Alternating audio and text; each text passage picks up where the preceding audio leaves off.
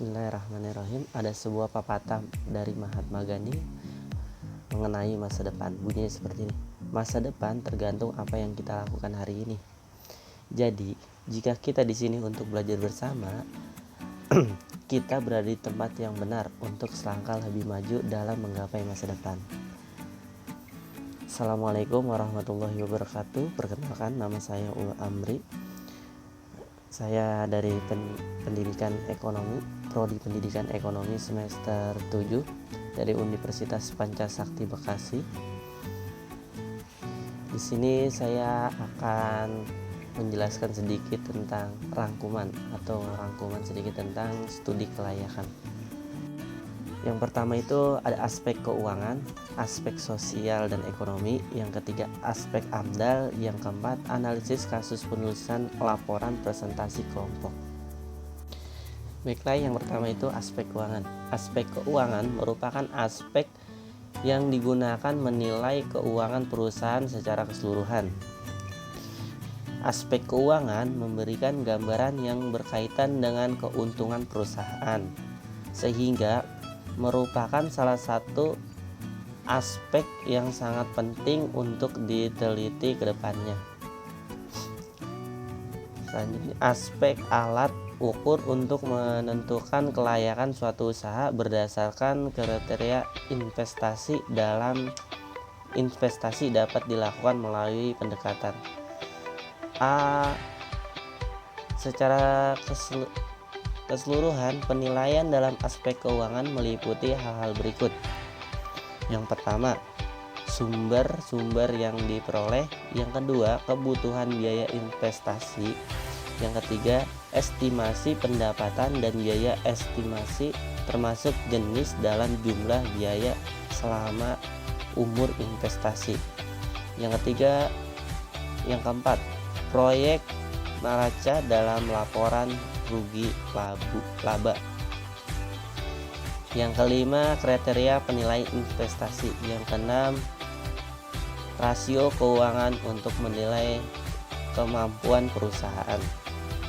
Yang pertama itu ada biaya keuntungan investasi, biaya perinvestasi, biaya pembuatan studi, biaya pengurusan izin. Yang kedua, biaya aktif tetap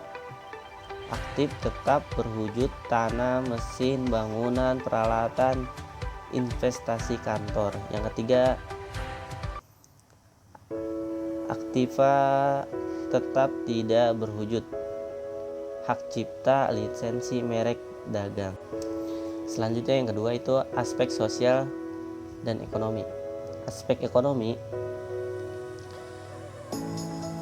data ekonomi mikro dapat dijadikan indikator ekonomi yang dapat diolah dan dapat dijadikan sumber penting informasi penting dalam studi kelayakan bisnis. Seperti yang pertama itu produk domestik bruto, investasi, inflasi, kurva valutum asing, anggaran pemerintah, perdagangan luar negeri. Yang B-nya aspek-aspek penilaian manfaat bisnis yang direncanakan dapat ditinjau dari berbagai sisi, seperti sisi perencanaan pembangunan, sisi distribusi nilai tambahan, sisi nilai investasi pertenaga kerja, hambatan di bidang ekonomi, dukungan pemerintah. Yang C-nya kondisi mikroekonomi secara langsung maupun tidak langsung dapat berpengaruh terhadap perkembangan perusahaan. Yang D-nya analisis aspek ekonomi.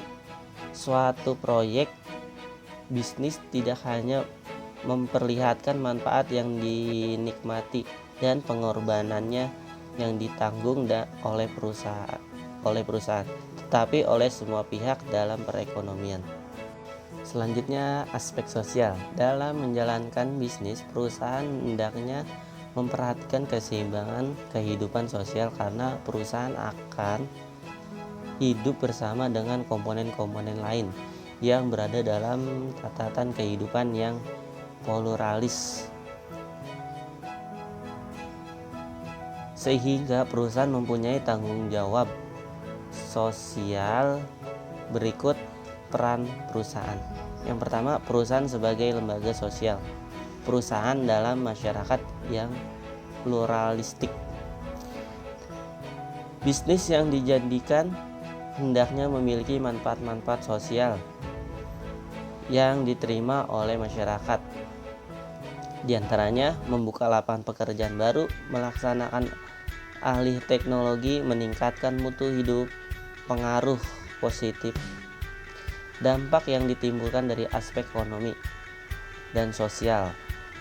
Yang pertama itu ekonominya, antara lain dapat meningkatkan ekonomi rumah tangga, menggali, mengatur, dan menggunakan ekonomi sumber daya alam, meningkatkan perekonomian pemerintah baik lokal maupun regional, pembagian wilayah.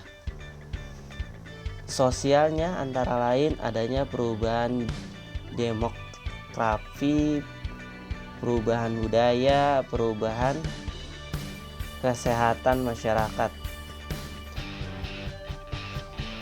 Selanjutnya yang keempat itu ada aspek AMDAL.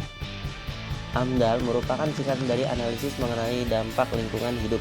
AMDAL merupakan kajian dampak besar dan pentingnya terhadap lingkungan hidup, dibuat pada tahap perencanaan yang digunakan untuk penglibatan keputusan.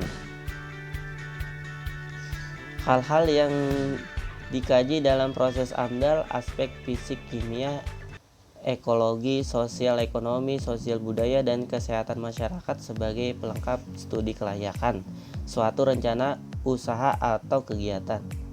Dasar hukum AMDAL: Undang-Undang Republik Indonesia Nomor 23 Tahun 1957 tentang pengelolaan lingkungan hidup, pasal 15.